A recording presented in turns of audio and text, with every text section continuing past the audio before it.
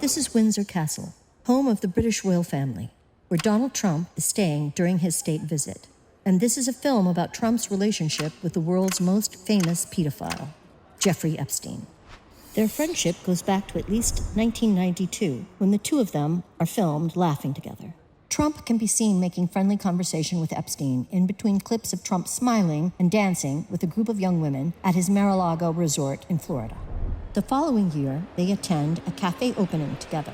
And a month after that, Trump invites Epstein to his wedding. In 1995, a young woman called Maria Farmer is working for Epstein in Manhattan. Late one night, she says, Epstein unexpectedly calls her to his offices, and she arrives in running shorts. Donald Trump then turns up, wearing a business suit, and starts to hover over her. Ms. Farmer feels scared as Trump stares at her bare legs. Then Epstein enters the room, and she recalls him saying to Trump, "No, she's not here for you."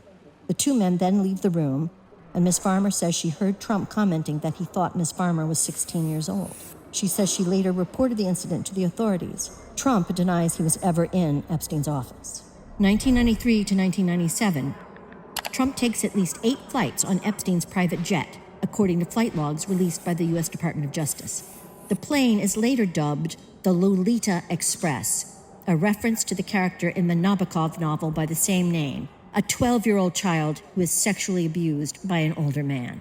1997, Trump and Epstein are seen together at 2 Victoria's Secret parties and are photographed together at Mar-a-Lago. The same year, Trump gifts a book to Epstein with the dedication, "To Jeff, you are the greatest, Donald." 2000, a 16-year-old girl, Virginia Giuffre, is working in the spa at Trump's Mar-a-Lago resort. There, she is recruited by Epstein's accomplice, Ghislaine Maxwell, to work as a personal masseuse for Epstein.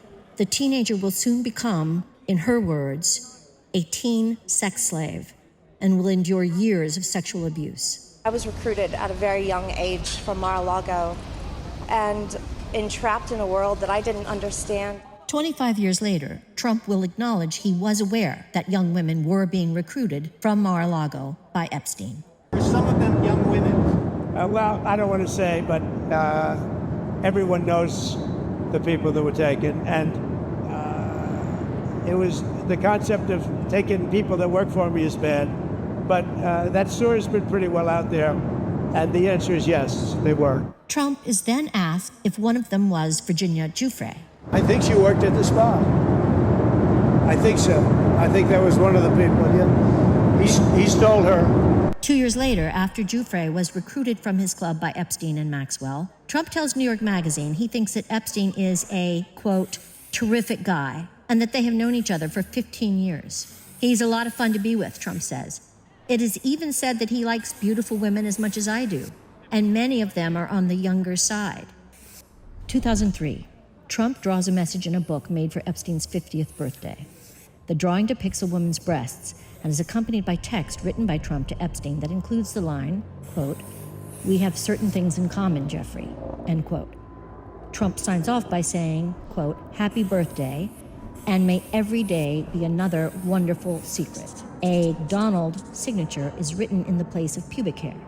22 years later, Trump will begin legal action against the Wall Street Journal over their reporting of the drawing, claiming it doesn't exist. Epstein's estate then releases the drawing to Congress. Another entry in the birthday book contains a photo of Epstein holding a novelty check bearing Donald Trump's signature, along with a note suggesting Epstein, quote-unquote, sold Trump a woman for $22,500. It's unclear if the photo and accompanying note is a joke or not. 2004. The two men fall out, and their close relationship ends. The reason for their estrangement? They both tried to buy the same Palm Beach mansion. 2005. Police in Palm Beach begin investigating Epstein after a 14-year-old child reports he molested her at his mansion. 2008. Epstein pleads guilty to state charges in Florida, including procuring a child for prostitution and solicitation of prostitution. The sweetheart plea deal, agreed by U.S. Attorney Alex Acosta, includes a non-prosecution agreement giving Epstein immunity from possible federal charges. He is sentenced to just 18 months in jail. Under the plea deal, Epstein is allowed to be out of jail from 8 a.m. to 8 p.m. 6 days a week and has his own driver to take him to and from his office. 2010. In a legal deposition, Epstein is asked about his relationship with Donald Trump. Have you ever had a personal relationship with Donald Trump? What do you mean by personal relationships? Have you socialized with him? Yes, sir. Yes? Yes, sir. Have you ever socialized with Donald Trump in the presence of females under the age of 18? Though I'd like to answer that question, at least today, I'm going to have to assert my 5th, 6th, and 14th Amendment rights, sir. By the way, this was around about the time that Prince Andrew was photographed walking with Epstein in Central Park. 2016.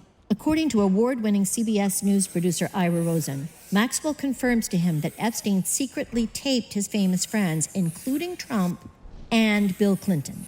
February 2017. Donald Trump, now President of the United States, nominates Alex Acosta, the man behind Epstein's sweetheart plea deal, to be his Secretary of Labor. August 2017. Epstein conducts a series of taped interviews with the journalist Michael Wolff, research for a potential book Wolff hopes to write. In the interviews, Epstein claims Trump first slept with Melania on the Lolita Express and also says he was Trump's closest friend for a decade. So how do you know this? Donald's closest friend. July 2019. Epstein is arrested in New York on federal sex trafficking charges. The truth about his decades-long history of child abuse is finally being widely reported. A month later, he is found dead in his jail cell. The authorities declare his death a suicide. 2020. Maxwell is charged with federal crimes for helping recruit underage girls for Epstein and participating in the abuse herself. Trump is asked about the charges and replies, I just wish her well, frankly. I've met her numerous times over the years, especially since I lived in Palm Beach, and I guess they lived in Palm Beach, but I wish her well. 2024. Asked about whether he would release the so-called Epstein files, information about Epstein's crimes, and potentially his famous accomplices, Trump seems unsure. Would you declassify the 9/11 files? Yeah. Would you declassify JFK files? Yeah. Would you, I did a lot of it. Would you declassify the Epstein files? Yeah, I would. All right. I guess I would. I think that less so because, you don't know.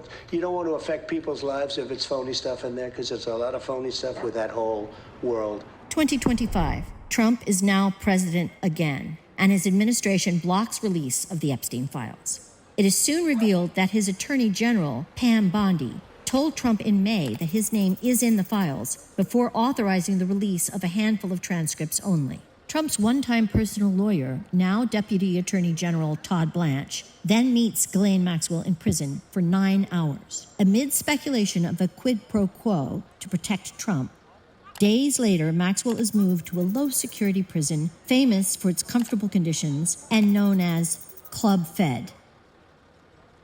This is what we know. The President of the United States was a longtime close friend of America's most notorious child sex trafficker. He's alleged to be mentioned numerous times in the files arising from the investigation into that child sex trafficker. And now he is back in office. The U.S. federal government appears to be doing all it can to prevent the American public from learning fully about the president's relationship with the country's most notorious child sex trafficker. Now that president, Donald Trump, is sleeping here in Windsor Castle.